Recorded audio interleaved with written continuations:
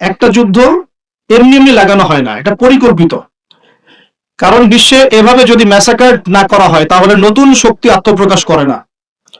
যারা বিশ্বের ইতিহাসগুলো একটু পড়ে দেখেছেন, ওয়ার্ল্ড হিস্ট্রি, তারা বুঝতে পারবেন যে বিশ্বে যখনই কোনো পরাশক্তি আত্মপ্রকাশ করেছে তখন একটা বড় যুদ্ধের প্রয়োজন হয়েছিল।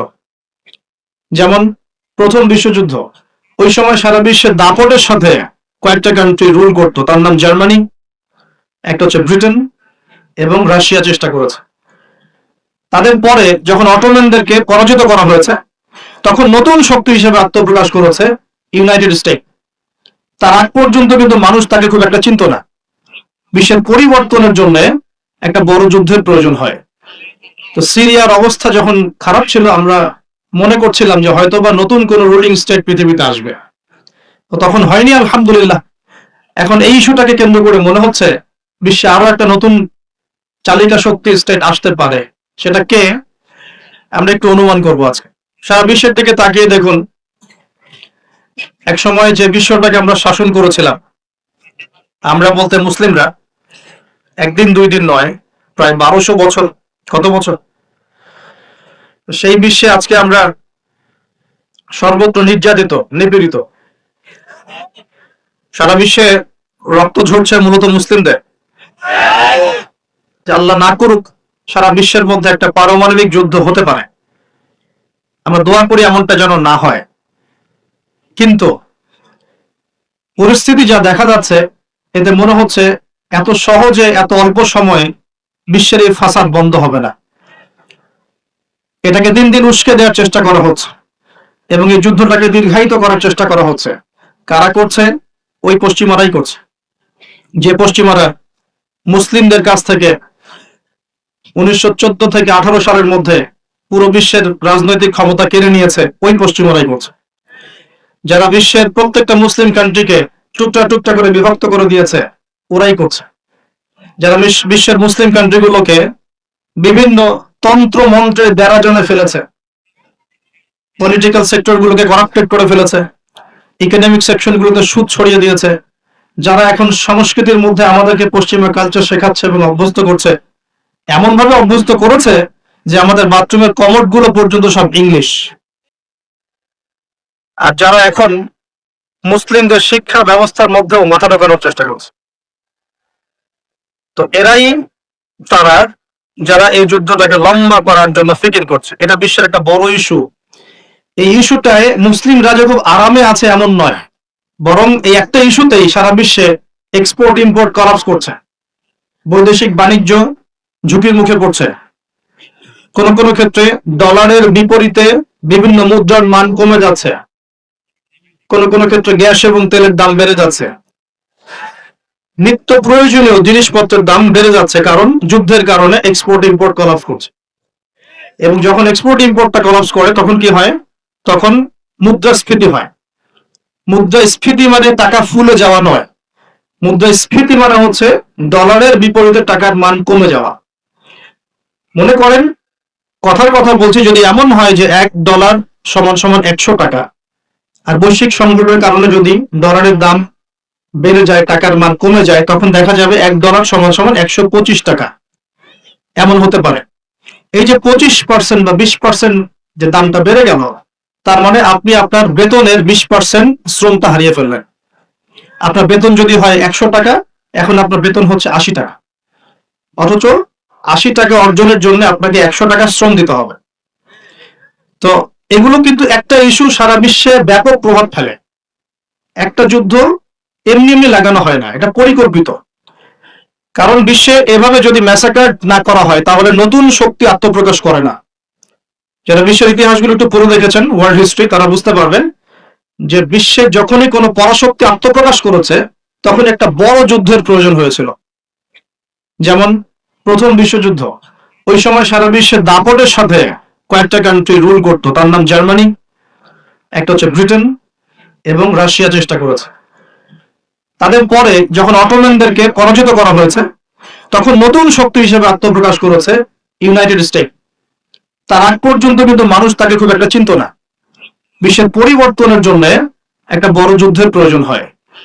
তো সিরিয়ার অবস্থা যখন খারাপ ছিল, আমরা মনে করছিলাম যে হয়তোবা নতুন কোন রুলিং স্টেট পৃথিবীতে আসবে, তো তখন হয়নি, আলহামদুলিল্লাহ। এখন এই ইস্যুটাকে কেন্দ্র করে মনে হচ্ছে বিশ্বে আরো একটা নতুন চালিকা শক্তি স্টেট আসতে পারে। সেটা কে, আমরা একটু অনুমান করব আজকে। কেন অনুমান করব? কারণ তাদের সাথে মুসলিমদের ভবিষ্যৎ জড়িত আছে, তাদের সাথে মুসলিমদের ভবিষ্যৎ জড়িত আছে। এবার আপনাকে আমি একটা দ্বিতীয় ইস্যুর দিকে নিয়ে আসি। সারা ওয়ার্ল্ডে দ্বিতীয় একটা ইস্যু চলছে এখন, সেটা হলো কোরআন পুড়িয়ে দেওয়া ইস্যু। কি ইস্যু? কারা পুড়িয়ে দিচ্ছে? আমরা মুসলিমরা কি কখনো অন্য কারো ধর্মগ্রন্থ পুড়িয়ে দিয়েছে?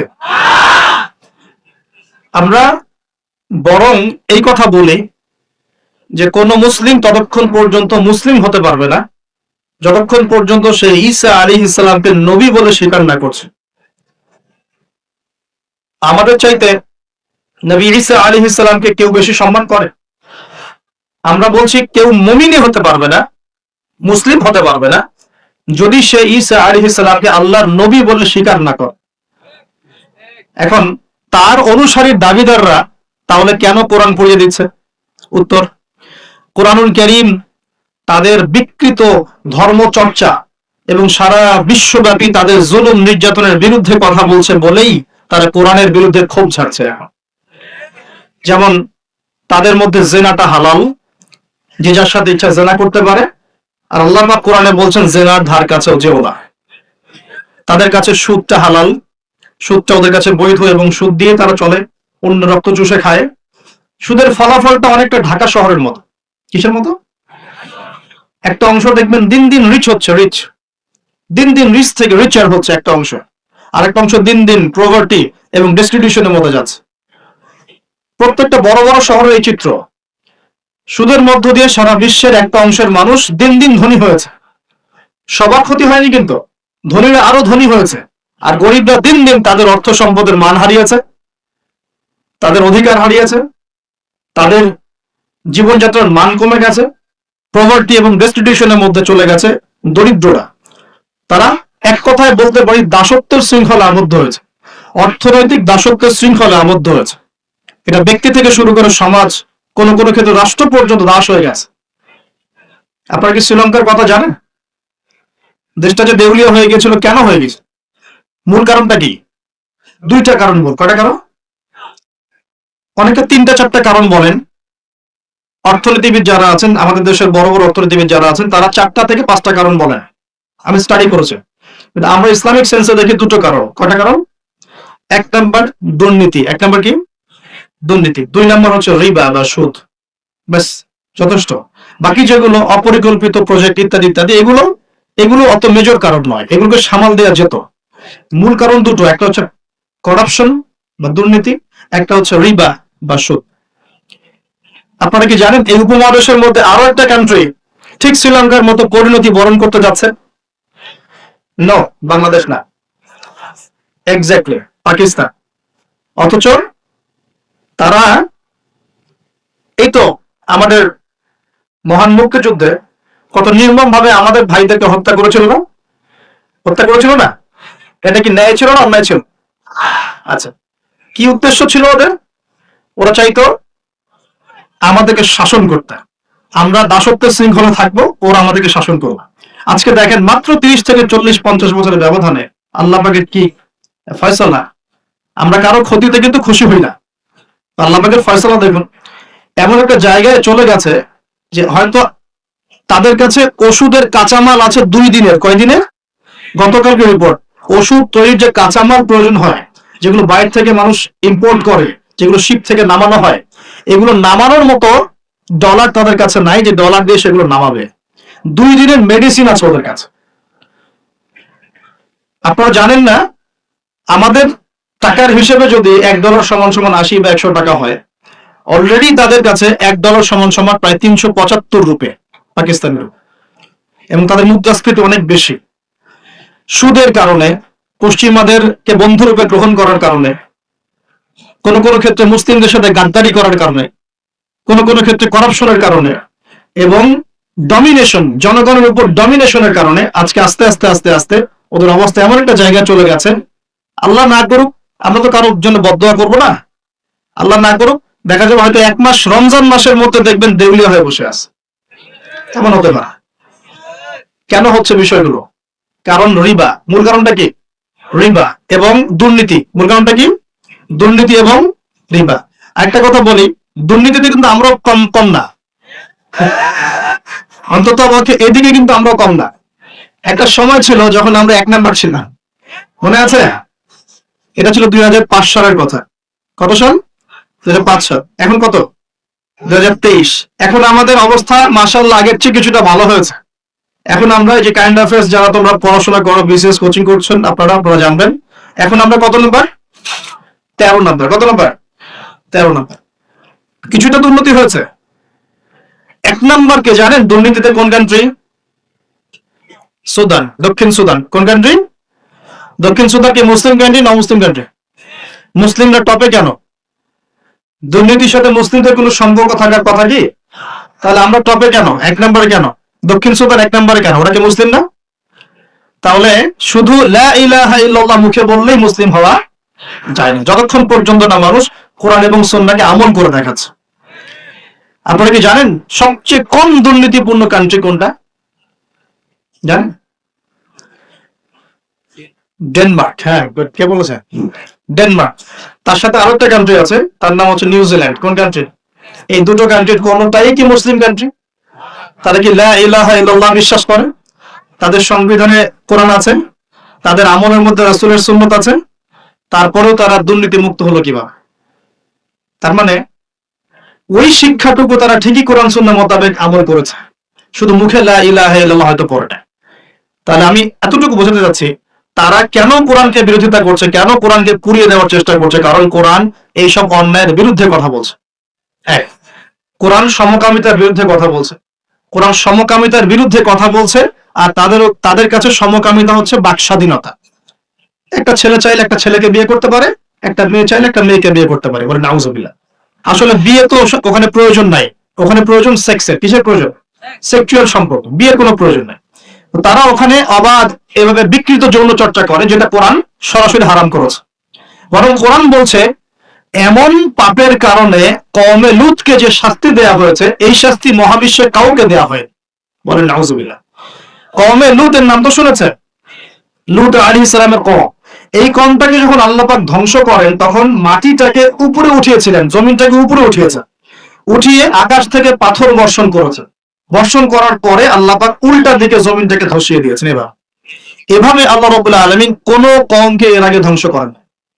আর কোন কওমকে আল্লাহ পাক সবচেয়ে বড় শাস্তি দিয়েছেন? বলেন, কওমে লূত। তো এই কওমে লূতের যে এই আপনার শাস্তি, এই শাস্তিটা কি তারা পাওয়ার যোগ্যতা অর্জন করেছে কি করে নাই? করেছে না করে নাই? এজন্যই হয়তোবা শেষ জামানায় একটা হাদিস এসেছে যে 10টা বড় বড় আলামত আছে শেষ জামানার। তার মধ্যে একটা হচ্ছে বিশাল একটা ভূমিকম্প হবে, একটা পৃথিবীর পূর্ব দিকে, একটা হচ্ছে পশ্চিম দিকে, আর একটা হচ্ছে পৃথিবীর মাঝখানে। আল্লাহ রাব্বুল আলামিন হয়তো ওই শাস্তি আবার পুনরাবৃত্তি ঘটাবে। ওরা কেন কোরআনকে পুড়িয়ে দেয়? কারণ কোরআন এই সমকামিতার বিরুদ্ধে কথা বলছে, কোরআন এই সুদের বিরুদ্ধে কথা বলছে, কোরআন জেনার বিরুদ্ধে কথা বলছে, কোরআন এসব করাপশনের এগেইনস্টে কথা বলছে। এবং কোরআন বলছে যারা পরিমাণ জুলুম যদি কেউ কারো উপর করে, তারও শাস্তি তাকে ভোগ করতে হবে। একজন মানুষ বা একটা জাতি যদি অন্য কোনো জাতির উপর সামান্য জুলুমও করে, সেই শাস্তি আল্লাহ পাক তাকে ভোগ করাবেন কি করাবেন না? এবং সারা বিশ্বের দিকে তাকিয়ে দেখেন যে সারা বিশ্বের প্রত্যেকটা সেক্টরে তাদের জুলুম চলছে কি চলছে না? চলছে কি না? এই কারণেই তারা কোরআনের বিরুদ্ধে এত ক্ষোভ। তো এই বিষয়টা কি সারা বিশ্বে এখন হাইলাইটেড ইস্যু না? সারা বিশ্বে এই বিষয়টা নিয়ে খুব কথাবার্তা হচ্ছে না? এটাকে আমরা বলি ব্লাসফেমি, অর্থাৎ ধর্ম এবং ধর্মগ্রন্থকে অবমাননা করা। কিন্তু চিন্তা করবেন না, আল্লাহ রাব্বুল আলামিন নিজে এই কোরআন হেফাজতের দায়িত্ব নিয়েছেন। আল্লাহ পাক সূরা হিজরে বলেছেন, ইন্না নাহনু নাযালনা যিকরা ওয়া ইন্না লাহু লাহাফিজুন। নিশ্চয়ই আমি এই কোরআন নাজিল করেছি, এই কোরআন হেফাজত করার দায়িত্ব কার? আল্লাহ। এখানে আমি আপনাকে আরেকটা পয়েন্ট দেখিয়ে সামনের দিকে যাও। এবার ওদিক থেকে চেহারাটাকে আমাদের দিকে ফিরিয়ে নিয়ে আসুন, মুসলিমদের দিকে তাকান। মুসলিমদের মধ্যে কত পার্সেন্ট মানুষ এখন 5 ওয়াক্ত নামাজ পড়ে? কত পার্সেন্ট মানুষ বিশুদ্ধ করে কোরআন তেলাওয়াত করতে জানে? মুসলিম পরিবারগুলোর মধ্যে কত পার্সেন্ট পরিবারে ইসলামিক পর্দা চালু আছে? মুসলিমদের মধ্যে কত পার্সেন্ট মানুষ হালাল খাওয়ার চেষ্টা করে, হারাম থেকে বেঁচে থাকার চেষ্টা করে? মুসলিমদের মধ্যে কত পার্সেন্ট যুবক এখন জেনা থেকে বেঁচে থাকতে পেরেছ? মুসলিমদের মধ্যে কত পার্সেন্ট যুবক 5 ওয়াক্ত নামাজ পড়, ইসলামের বেসিক জ্ঞানগুলো জানো, কোরআন তেলাওয়াত করা, হাদিস পড়তে শেখা, হাদিসের চর্চা করা, কোরআনের তাফসীর পড়া, অনুবাদ করা, মুসলিমরা এই বেসিক কাজগুলো কত পার্সেন্ট মানুষ করছে? এদিকে আমাদেরকে বেশি ফোকাস করতে হবে। একটা অমুসলিম সমাজ কোরআনের উপর আক্রমণ করছে, পুড়িয়ে ফেলছে, এটা বেশি কষ্টদায়ক নাকি একটা মুসলিম পরিবারে জন্মগ্রহণ করেও এই বিগত 30-40 বছরে কোরআন পড়তে না শেখাটা বেশি লজ্জা? কোনটা? এবার বলেন, একটু চেহারাটা আমাদের দিকে ফেরা নেব, আয়নার সামনে দাঁড়াই। অমুসলিম, সে কোরআন সম্পর্কে কিছু জানে না এবং কোরআন তাদের চলমান জাহিলিয়াতের বিরুদ্ধে কথা বলছে, রাগে কোরআন পুড়িয়ে দিয়েছে। বুঝলাম কাজটা খুবই খারাপ, জঘন্য কাজ এবং নিন্দনীয়, ব্লাসফেমি। এটা সারা বিশ্বে একটা মানবতা বিরোধী অপরাধ। এই কাজটা অপরাধ কিনা? আচ্ছা, এখন মুসলিমদের দিকে তাকিয়ে দেখুন। আমি এখন মুসলিম পরিবারে জন্ম নিয়েছি, 20-30-40 বছর আমি কাটিয়ে দিলাম মুসলিম পরিবারে। জন্ম নেওয়ার পরেও, মুসলিম পরিবেশে থাকার পরেও, কোরআন সুন্নাহর বয়ান শোনার পরেও, জুমার নামাজ পড়ার পরেও, ঈদের নামাজ পড়ার পরেও, রমজানের রোজা রাখার পরেও, আলেম ওলামাদেরকে পেয়েও আমি যে কোরআন তেলাওয়াত করতে জানি না, এখন আমাকে কি করা উচিত? উত্তর দেন। এখন আমার কি করা উচিত? কে বড় অপরাধ করেছে? কে বড় অপরাধ করেছে? আমি মুসলিম পরিবারে জন্মগ্রহণ করেও কোরআন পড়তে জানি না, আমি কি বেশি বড় অপরাধী? নাকি যে ব্যক্তি কখনো কোরআন চেনেই না, জানেই না, যে কোরআনকে অবমাননা করছে, কে বড় অপরাধী? কোরআন যে পুড়িয়ে দিয়েছে জানেন, আল্লাহ নবী সাল্লাল্লাহু আলাইহি ওয়াসাল্লাম কিয়ামতের দিনে ওই ব্যক্তির বিরুদ্ধে বদদোয়া করবেন না। জি না, করবেন না। আল্লাহ রাব্বুল আলামিন সূরা ফুরকানের মধ্যে বলেছেন যে আল্লাহর রাসূল সাল্লাল্লাহু আলাইহি ওয়াসাল্লাম আমার উম্মত, মানে আমাদের উম্মতে মুহাম্মাদের বিরুদ্ধে আল্লাহর কাছে অভিযোগ পেশ করবেন। কার বিরুদ্ধে?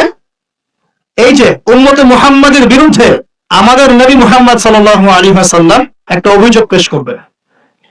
আল্লাহ পাক তাকে বলবেন, হে মুহাম্মদ সাল্লাল্লাহু আলাইহি ওয়াসাল্লাম, তোমার উম্মতের কি হয়েছিল, কেন বিভ্রান্ত হলো?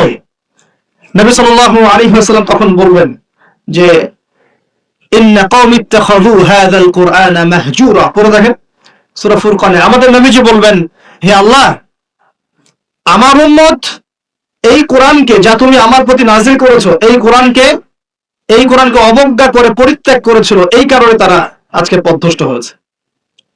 এবং নবী সাল্লাল্লাহু আলাইহি ওয়াসাল্লাম আল্লাহর কাছে আক্ষেপ করবেন, অভিযোগ পেশ করবেন যে আমার উম্মতকে আমি কোরআন দিয়ে এসেছিলাম, কিন্তু তারা সেই কোরআন চর্চা করে নাই, পড়ে নাই, কোরআনের হক আদায় করে নাই, এই কারণে তারা আজকে পথভ্রষ্ট হয়েছে।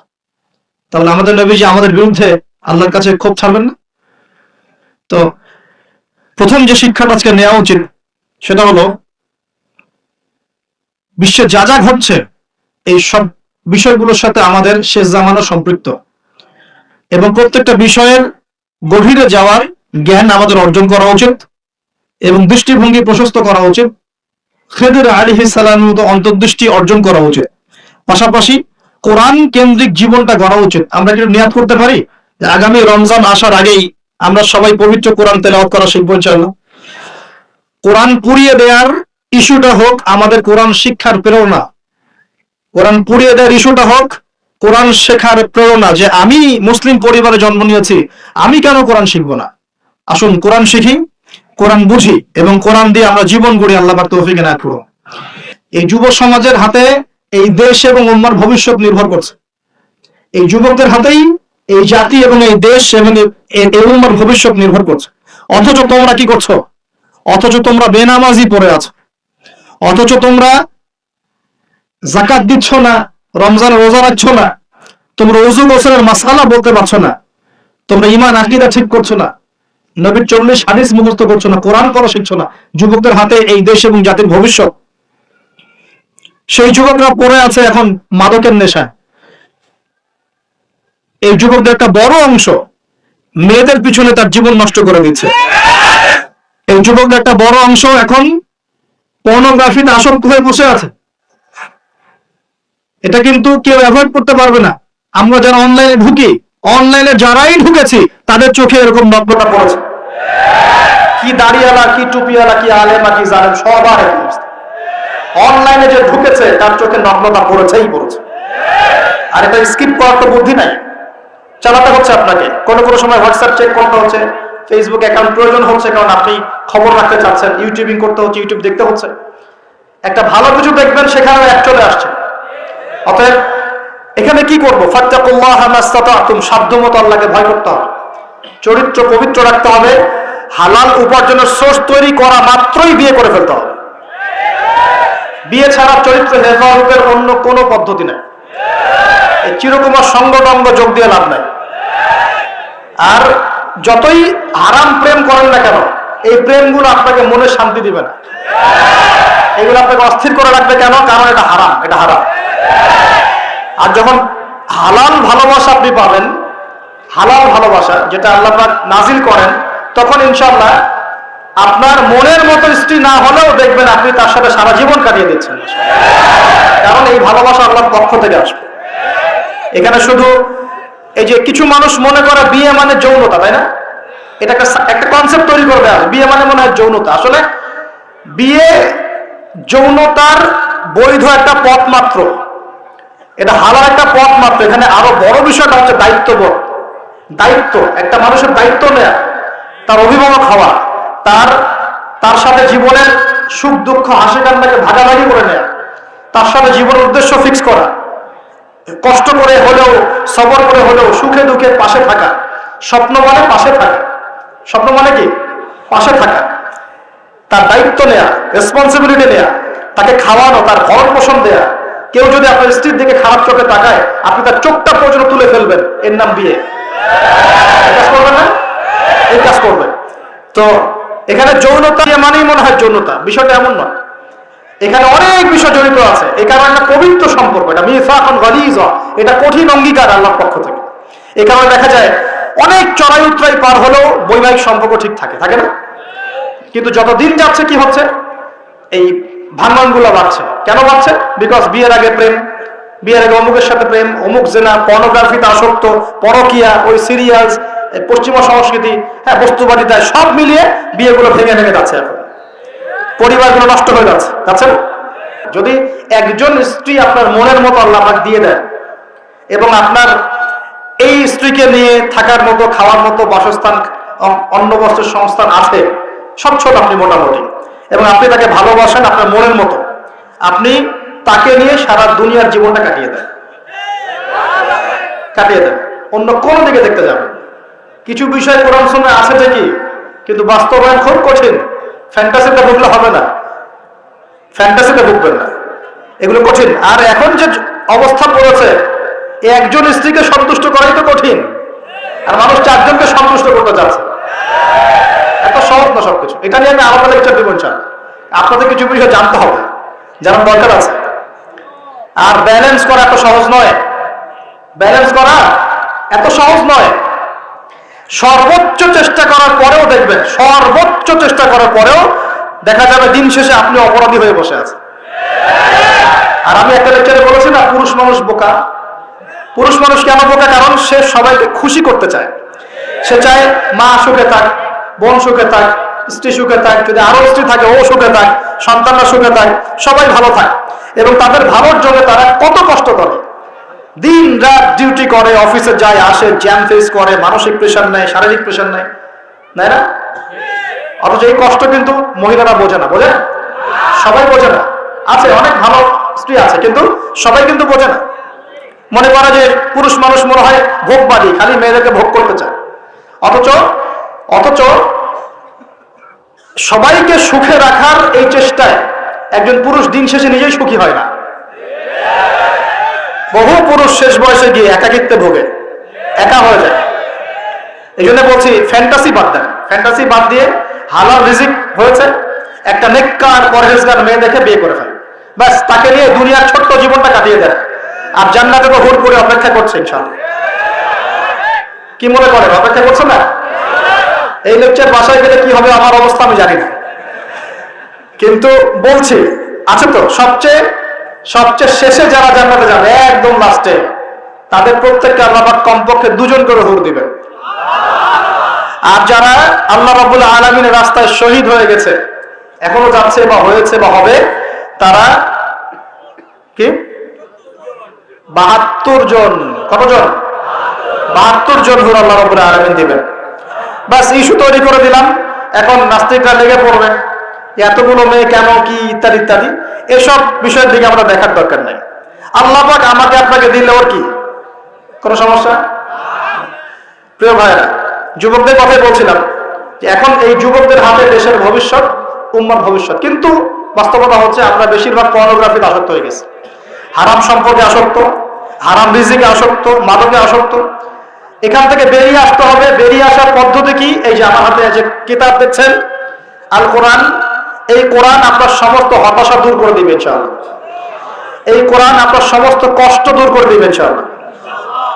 মানুষ বেকারত্বের সমস্যায় ভোগে, পারিবারিক চাপে পড়ে, হ্যাঁ, বন্ধু বান্ধবদের পাল্লায় পড়ে, বা গার্লফ্রেন্ড চলে গেছে ছেড়ে, এইসব কারণে মাদকের কাছে যায় শান্তি পাওয়ার জন্য। কোরআনের কাছে আসো, শান্তি পাবে ইনশাআল্লাহ। 5 ওয়াক্ত নামাজে আসো, শান্তি পাবে ইনশাআল্লাহ। আমরা যুবক ভাইদেরকে রিকোয়েস্ট করবো, এই যে সামনে রমজান, এই রমজানে আল্লাহর ওয়াস্তে কোরআনটা পড়া শিখে ফেলেন। এবং যারা পড়তে জানেন, কোরআন এবার এই মাসে খতম হবে ইনশাআল্লাহ। প্রত্যেক দিন কমপক্ষে 1 পারা করে, প্রত্যেক দিন 1 পারা পারা যাবে ইনশাআল্লাহ। মাত্র 1 ঘন্টা সময় লাগবে 1 পারা পড়তে, 1 পারা পড়তে 1 ঘন্টা লাগবে। আর যারা হাফেজ আছি, ইনশাআল্লাহ আমরা এই রমজান মাসে 30 পারা কোরআনের অর্থ পড়ে শেষ করে দেবো ইনশাআল্লাহ। নিজেও নিয়াত করছি, আপনারা নিয়াত করেন। এই পুরো রমজানে আলিফ লাম মিম থেকে শুরু করে মিনাল জিন্নাতি ওয়ান নাস পর্যন্ত একবার হলেও অর্থ সহ পড়ে শেষ করবো ইনশাআল্লাহ। পারা যাবে ইনশাআল্লাহ। আমরা দোয়া করি আল্লাহ পাক আমাদের সবাইকে রমজানে পৌঁছে দিন এবং আমাদেরকে রমজানে বরকত দান করুন। পুরো বিশ্বের প্রেক্ষাপটটা বুঝবেন। বিশ্বে এরকম যুদ্ধ বিগ্রহ চলছে এবং সারা বিশ্বে পশ্চিমাদের দ্বারা নির্যাতন থেকে বের হতে হলে আমাদের শক্তি বৃদ্ধি করতে হবে। কি করতে হবে? শক্তি বৃদ্ধি করতে হবে। কিছু কথা খোলামেলা বলতে হবে এখন, কারণ খোলামেলা কথা বলারই সময় এখন। এখন না বললে অনেক দেরি হয়ে যাবে। মুসলিমদেরকে জাতিগতভাবে এখন ঐক্যবদ্ধ হতে হবে। আপোষে এই হিংসা, বিদ্বেষ, মারামারি, কাটাকাটি বন্ধ করে। আমরা সবাই মুসলিম, সবাই একটা জাতি। আমাদের মধ্যে ইখতিলাফ থাকতে পারে, কিন্তু আমরা মত পার্থক্য থাকলেও মতবিরোধে যাব না ইনশাআল্লাহ। আমরা যদি কোনো মুসলিম ভাই আমাকে গালিও দেয়, যদি কোনো মুসলিম ভাই আপনাকে আমাকে গালিও দেয়, আমাদের সাথে শত্রুতাও করে, তারপরেও আল্লাহর দুশমনদের সাথে মোকাবেলা করার জন্য আমরা একসাথে লড়বো ইনশাআল্লাহ। মুসলিমদের মধ্যে ঐক্য আনতে হবে। ঐক্য আনতে না পারি, বিভক্তি বাড়াবো না। ঐক্য আনতে পারছি না, বিভক্তি কমসে কম বাড়াবো না, এটা খেয়াল রাখতে হবে। এরপরে আমাদের মুসলিমদের প্রথম দরকার জ্ঞানের বিপ্লব। কিসের বিপ্লব? কোরআনের জ্ঞান, হাদিসের জ্ঞান, এই যে ইসলামের জ্ঞান, দ্বীনের জ্ঞান এবং দুনিয়াবি জ্ঞান, এই সমস্ত রকম জ্ঞানকে একত্রিত করে এমন শিক্ষা গ্রহণ করতে হবে যে ইনশাআল্লাহ আগামী দিনে যেন আমরা আগামী 10 থেকে 20 বছর পর এই কোরআন সুন্নাহর জ্ঞানকে দিয়ে বিশ্বকে চ্যালেঞ্জ করতে পারি। এমন প্রজন্ম তৈরি করতে হবে। আল্লাহ পাক তৌফিক দান করুন। এখন আমাদের সবাইকে আদর্শ পরিবার করতে হবে। নিজের পরিবারের মধ্যে কর্তা আমি আমার পরিবারে পর্দা কায়েম করব, কারো কিছু বলার আছে? আমি আমার পরিবারে নামাজ প্রতিষ্ঠা করব, কারো কিছু বলার আছে? আমি আমার পরিবারের মধ্যে দ্বীনের ইলম তালিম চালু করব, কারো কিছু বলার আছে? নিজের পরিবারের কর্তা আমরাই। অতএব পরিবারটা কমসে কম ইসলামিক করে গড়ে তোলেন। আল্লাহ পাক তৌফিক দান করুন। 4 নাম্বার, আমাদের সন্তান যারা আছে তাদের সবাইকে ইসলামিক শিক্ষা দেওয়ার চেষ্টা করতে হবে। যদি ইসলামিক শিক্ষা দিতে এই সমাজ ব্যর্থ হয়, তাহলে নতুন শিক্ষা প্রতিষ্ঠান গড়ে তুলে হলেও শিক্ষা দিতে হবে ইনশাআল্লাহ। আল্লাহ পাক তৌফিক দান করুন। আমাদের প্রত্যেক পরিবারের মা বোনদেরকে খাস পর্দায় রাখতে হবে এবং যুবক ভাইদের জন্য বিয়েটাকে সহজ করতে হবে এবং রিজিকের ব্যবস্থা বৃদ্ধি করতে হবে। আর সবাই একটা কি থটস নিয়ে চলেন, খালি চাকরি আর চাকরি, চাকরি আর চাকরি। রিজিকের একটা বড় অংশ আল্লাহ পাক রেখেছেন ব্যবসার মধ্যে। রিজিকের একটা বিশাল অংশ আল্লাহ রেখেছেন কোথায়? ব্যবসায়। উদ্যোক্তা হন, কৃষিভিত্তিক অর্থনীতি থেকে ফোকাস করেন। কৃষিভিত্তিক অর্থনীতি, আপনি প্রতিভা খাটান, ইনোভেটিভ কিছু করেন, নতুনত্ব নিয়ে আসেন, আল্লাহর জমিনকে কাজে লাগান। একটা আয়াত বলি, সূরা আরাফের মধ্যে আল্লাহ বলেছেন, আল্লাহ পাক বলেছেন যদি এই জনপদের অধিবাসীরা আল্লাহর প্রতি ঈমানদার হতো, আল্লাহ পাক আসমান এবং জমিনের বরকতের সব দরজা খুলে দিতেন। এই জমিনে বরকত আছে, জমিন নিয়ে কাজ করে। কৃষিভিত্তিক কাজ করেন, ব্যবসা করেন, শুধু একটা জিনিস মাথায় ঢুকিয়ে দেওয়া হয়েছে, ডক্টর ইঞ্জিনিয়ার, ডক্টর ইঞ্জিনিয়ার। কেন এগুলো? কেন সবাই সবকিছু হবে না? হালাল রিজিক সার্চ করতে হবে। আল্লাহ সবাইকে তৌফিক এনায়েত করুন বলি আমি। এরপর আমাদের করণীয় হচ্ছে আমাদের প্রত্যেককেই সৎ কাজে আদেশ করতে হবে, অসৎ কাজে নিষেধ করতে হবে। শুধুমাত্র দায়ী আলেম তারাই এই দাওয়াতি কাজ করবেন এমন নয়, সবাইকে দিনের দাওয়াতি কাজের জিম্মেদারি গ্রহণ করতে হবে। দাওয়ার সাথে যারা সম্পৃক্ত আছে তাদের সাথে পরামর্শ করবেন, চলবেন ফিরবেন। তা'মুরুনা বিল মা'রুফ, তোমরা সৎ কাজে আদেশ করবে। ওয়া তানহাউনা আনিল মুনকার, অসৎ কাজে নিষেধ করবে। ওয়া তু'মিনুনা বিল্লাহ, এবং আল্লাহর প্রতি ঈমান রাখবে। তবেই কুনতুম খায়রা উম্মাহ, তোমরা শ্রেষ্ঠ জাতি হতে পারবে। আল্লাহ পাক তৌফিক দান করুন। আরেকটা বিষয় বলি, সেটা হলো আল্লাহ পাক আমাদের সবাইকে কিছু প্রতিভা দিয়েছেন। এই প্রতিভাগুলোকে, যার যার প্রতিভাকে, লেখার প্রতিভা, বলার প্রতিভা, চিন্তা করার প্রতিভা, সংগঠিত করার প্রতিভা, আপনার অর্থনৈতিক সামর্থ্য, রাজনৈতিক ক্ষমতা, যা আল্লাহ পাক যাকে দিয়েছেন, এই বিষয়গুলোকে ইসলামের কল্যাণে ব্যয় করতে হবে। আল্লাহ পাক তৌফিক দান করুন। এবং আরো করতে হবে, অমুসলিম ভাই বোন যারা আছে আমাদের দেশে এবং সমাজে, তাদের কারো সাথে কোন রকম দ্বন্দ্ব সংঘাতে যাবে না, বরং তাদেরকে ইসলামের সৌন্দর্য তুলে ধরবে তাদের সামনে, এবং তাদেরকে ইসলামের দাওয়াত দিবে, দাওয়াত দিয়ে তাদেরকে ইসলামের দিকে দীক্ষিত করার চেষ্টা করবে। যদি এই যে আমরা তো আপোষে মারামারি কাটাকাটিতে লিপ্ত আছি, আপনারা তো খবরই রাখেন না যে বাংলাদেশে কত মানুষ বিধর্মী হয়ে যাচ্ছে, জানেন? এই যে উত্তরাঞ্চল সহ পার্বত্য এলাকা, বর্ডার এলাকা সব ঘুরে দেখেন যে কত মানুষ দিন দিন বিধর্মী হয়ে যাচ্ছে। দেখেন, ওই দিন টনক নড়বে যেদিন দেখবেন 50%ই হয়ে গেছে বিধর্মী, ওই দিন টনক নড়বে। আল্লাহ না করুক। অতএব আমাদেরকে বসে থাকলে চলবে না, আমাদেরকে দাওয়াতি কাজ করতে হবে। দ্বীন ইসলামের দাওয়াত, কোরআনের দাওয়াত সবার সামনে উপস্থাপন করতে হবে। আল্লাহ পাক আমাদের সবাইকে দায়ী হওয়ার তৌফিক দান। কমপক্ষে পার্ট টাইম, দিনে 1 ঘন্টা, দিনে আধা ঘন্টা হলো দাওয়াতি কাজ করতে হবে। আর দাওয়াতি কাজ করার আগে কি লাগবে? জ্ঞান লাগবে। সেই জ্ঞানটা অর্জন করতে হবে। জ্ঞান অর্জন করার পদ্ধতিগুলো বললাম, এভাবে অর্জন করতে হবে। এবং জ্ঞানী মানুষদের সাথে থাকতে হবে। আল্লাহওয়ালা জ্ঞানী মানুষ এবং যারা আল্লাহর মারিফতওয়ালা মানুষ, আল্লাহর নূরওয়ালা মানুষ, এই মানুষগুলোর সাথে থাকতে হবে। যারা গোলানো মার্কা মানুষ, এখানে থেকে কিছু শিখতে পারবেন। সব তরকারিতে চলে, এই সব তরকারি দিলাম। যারা হককে হক বলতে পারে, বাতিলকে বাতিল বলতে পারে, আল্লাহ পাকের জমিনে তারা সম্মানিত ইনশাআল্লাহ। জমিনের উপর বেঁচে থাকলেও সম্মানিত, মাটির নিচে চলে গেলেও সম্মানিত ইনশাআল্লাহ। আল্লাহ রাব্বুল আলামিন এমন মানুষের সংখ্যা বাড়িয়ে দিন এবং তাদের সাথে আমাদেরকে থাকার তৌফিক রাখুন। আরেকটা বিষয় বলবো, সেটা হলো পলিটিক্যাল ইস্যুস। যে একটা জাতির মধ্যে আপোষে মারামারি কাটাকাটিতে যাবেন, এটা খুব খারাপ। কেন খারাপ? কারণ আমরা হয়তো মনে করি যেগুলো পলিটিক্যাল ইস্যুস, আসলে কি হয়, উম্মার ঐক্য নষ্ট হয়, ভাই ভাই মারামারি করে, নিজের ভাইয়ের হাতে ভাইয়ের রক্ত ঝরে, এতে করে উম্মার ঐক্যটা বিনষ্ট হয়ে যায়। এবং ইসলামের বহিঃশত্রু যারা আছে, এরা এই ইস্যুগুলোকে কাজে লাগায় আমাদের ভিতর ঢুকে পড়ে। খুব চোখ কান খোলা রেখে ঠান্ডা মাথায় সবর করেন, ধৈর্য ধরেন, জ্ঞান অর্জন করেন, নিজের কবরের ফিকির করেন, আধ্যাত্মিকতা অর্জন করেন, সুন্নতের উপর আমল করেন, কোরআন পড়েন, দাওয়াতি কাজ করেন, পরিবার করেন, আস্তে আস্তে ইসলাম এগিয়ে যাবে ইনশাআল্লাহ। আল্লাহ রাব্বুল আলামিন আমাদের সবাইকে কথাগুলো বোঝার তৌফিক দান করুন এবং আমল করার তৌফিক ইনায়াত করুন সকলে বলি আমিন। শেষ করার আগে আমি আসন্ন রমজান সম্পর্কে কিছু নসিহত করব। এখন একটা কথা বলি, রমজান মাসে নিত্য প্রয়োজনীয় দ্রব্যের দামগুলো বেড়ে যাবে। কিছু মানুষ বলতে পারে কি ভবিষ্যতে গায়েবের খবর বলতে পারে? যারা ওয়ার্ল্ড অ্যাফেয়ার্স বোঝে, ইকোনমিক্স বোঝে, সমকালীন প্রেক্ষাপট সম্পর্কে সচেতন, হ্যাঁ, এবং বিশ্বের ফাইন্যান্স নিয়ে পড়াশোনা করেছে, তারা বলবে ভাই যে কথাটা বলেছে 110% সঠিক। অতএব রমজান আসার আগে কিছু কাজ করেন। 1 নাম্বার, নিজেকে প্রস্তুত করেন রমজানের জন্য। রমজান আসতে 1 মাস 1.5 মাস বাকি আছে না? আগে মনটাকে প্রস্তুত করেন, রমজান আল্লাহ আমাদেরকে রমজানে পৌঁছে দাও এবং বেশি বেশি রমজানে ইবাদত করার তৌফিক দাও। রমজানে বেশি ইবাদত করতে হলে দুনিয়াবি কাজ কম করতে হবে। দুনিয়াবি কাজ বেশি করলে তো ইবাদতে মন দিতে পারবে। দুনিয়াবি কাজের মূল জিনিসটা কি? রিজিকের টেনশন, তাই না? রিজিকের টেনশন, খাওয়ার টেনশন, করার টেনশন, শপিং টপিং হাবি জাবি, রমজানে এইসব খুচরা টেনশন মানুষ। অথচ রমজান মাসে সে ব্যক্তি ধ্বংস যে রমজান মাস পেয়েছে, ইবাদত করে গুনাহ মাফ করাতে পারে না। নবীজি বলেছেন না? তো এই জন্য রমজান কেন্দ্রিক প্ল্যান থাকতে হবে যে রমজানে আমি এবার 1 খতম কোরআন দিব, একবার আমি পুরোটা পড়ে শেষ করব, নবীজির হাদিস চর্চা করব, আমি মানুষকে ইফতার করাবো, আমি 30 দিন জামাতে তারাবি পড়বো, 5 ওয়াক্ত নামাজ পড়বো, ঠিকঠাক মতো রোজা রাখবো, সাদাকাতুল ফিতর দিব, আমি ওষুধ দিব, যাকাত দিব, রমজানে আমল করে একদম আমলের বন্যা বইয়ে দেবেন সব। একটা প্ল্যান থাকতে হবে না? প্ল্যান থাকতে হবে। তো প্ল্যানের মধ্যে সবচেয়ে বড় বাধা কি? সবচেয়ে বড় বাধা হচ্ছে দুনিয়াবি কাজে ব্যস্ততা। দুনিয়াবি কাজের মধ্যে সবচেয়ে বড় কাজটা কি? রিজিকের টেনশন।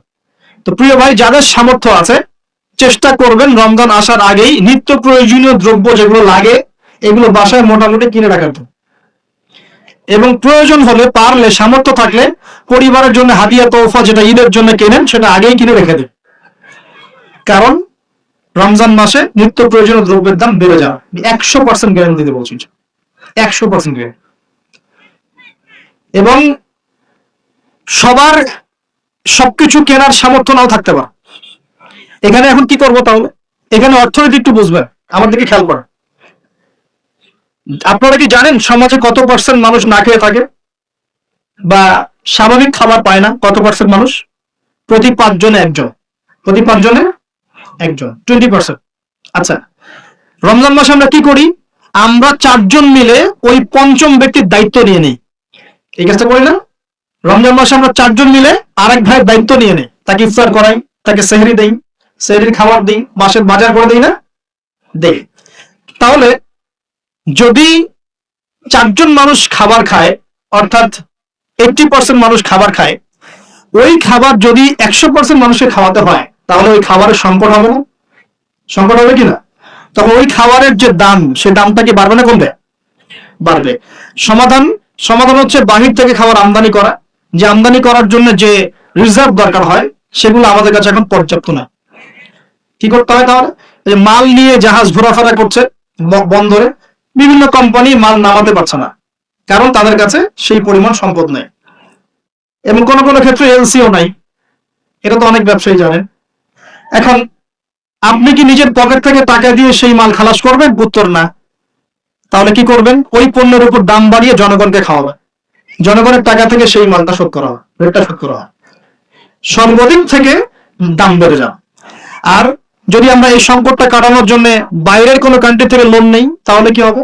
যেমন ফর এক্সাম্পল IMF বা এই টাইপের কিছু, তখন ওরা চড়া সুদ দিবে। কি দিবে? চড়া সুদ। সুদ ছাড়া কি ঋণ দিবে? সুদ ছাড়া ঋণ দিবে না। ওই সুদটা শোধ করতে হবে না? ওই সুদটা শোধ করতে গেলেও এখান থেকেই টাকা পয়সা যায়। তো সব মিলিয়ে এই অবস্থায় রমজান মাসে প্রকট হয়। সো যাদের সামর্থ্য আছে তারা নিজেদের জন্য এবং অন্যের জন্য কিছু খাবার কিনে দেওয়ার চেষ্টা করে। পারা যাবে ইনশাল্লাহ। রমজান মাসে আমরা নিজেরা শুধু খাবো না, আমাদের প্রতিবেশী খাচ্ছে কিনা দেখবো। রমজান মাসে আমরা কোনো প্রকার খাবারের অপচয় করবো না। যদি আমার 5টা খেজুর দিয়ে হয়ে যায়, আমি 10টা খেজুর কিনতে যাবো না, বরং ওই 5টা খেজুর আমি পাশের বাড়িতে পাঠিয়ে দেবো, আমার দুস্থ ভাইয়ের কাছে পাঠাবো, আমার গরিব ভাইয়ের কাছে পাঠাবো ইনশাল্লাহ। আমরা রমজান মাসে নিজের অল্পে তুষ্ট থেকে অন্য ভাইদেরকে খাওয়ানোর চেষ্টা করবো। পারা যাবে ইনশাল্লাহ। সমাধান, রমজান মাসের দ্বিতীয় সমাধান, আমাদের জাকাত আছে, অনেক জাকাত। এই জাকাতের টাকাগুলো যদি আমরা একত্রিত করতে পারি তাহলে একটা বড় অংশের মানুষের সমস্ত অর্থনৈতিক সমস্যার সমাধান হয়ে যাবে। রমজান মাসে যারা জাকাত ফরজ হয়েছে রমজানে জাকাত দিয়ে দেবেন ইনশাআল্লাহ। করা যাবে ইনশাআল্লাহ। আরো বেশি বেশি সদকা করবে, সদকা করে আত্মত্যাগী হন, মানবতার কল্যাণে কাজ করেন, নিজে অল্প তুষ্ট থাকেন, অপচয় কমিয়ে দেন, এবং আল্লাহর ওয়াস্তে সমস্ত দুর্নীতির দরজা বন্ধ করে দেন। এই রমজানেও যদি ঘুষ খান, সুদ খান আর দুর্নীতি করতে থাকেন, মানুষের সম্পদ লুটপাট করেন, তা রমজানের শিক্ষা তো থাকলোই না, বরং জনগণকে রমজানে কষ্ট দেওয়ার কারণে জনগণ কি করবে? দেখা যাবে ওই দুর্নীতিবাজের বিরুদ্ধে ইফতার করতে সময় দোয়া করবে, বদদোয়া করবে, আল্লাহর কাছে বদদোয়া করা শুরু করবে। আর ওই বদদোয়া যদি আল্লাহর কাছে চলে যায় একদম সব ধ্বংস হয়ে যায়। তো রমজান কেন্দ্রিক এই প্ল্যানটা আগে করবেন, তারপরে আধ্যাত্মিক প্ল্যান।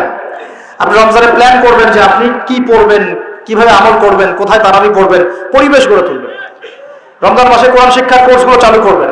রমজান মাসে তালিম থাকবে, ইফতারের প্রজেক্ট থাকবে, দুস্থ ভাইদের বাসায় ইফতার পৌঁছে দেওয়ার প্রজেক্ট গ্রহণ করতে হবে।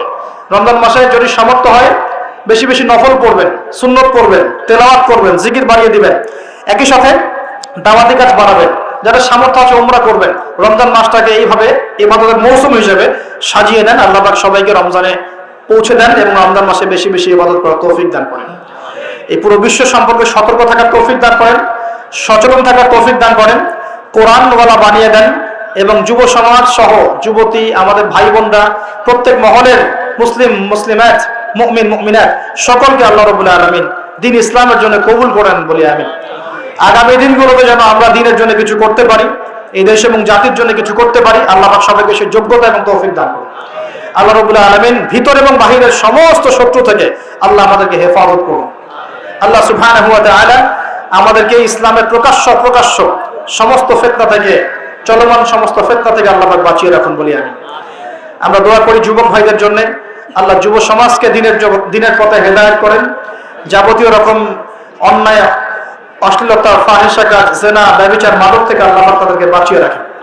আমরা দোয়া করি আমাদের সন্তানদের জন্য, আল্লাহ পাক আমাদের সন্তানদেরকে যেন মানুষের মতো মানুষ করার তৌফিক দান করেন, শিক্ষা প্রতিষ্ঠানগুলো গড়ে তোলার তৌফিক দান করেন, শিক্ষাক্ষেত্রে নতুনত্ব আনার তৌফিক দান করেন। আল্লাহ পাক সমস্ত জাহিলি শিক্ষা থেকে বের হয়ে ইসলামী শিক্ষায় শিক্ষিত হওয়ার তৌফিক আমাদেরকে দান করেন। আল্লাহ রাব্বুল আলামিন আমাদের মধ্যে যারা মারা গেছেন সকলকে মাফ করে দেন।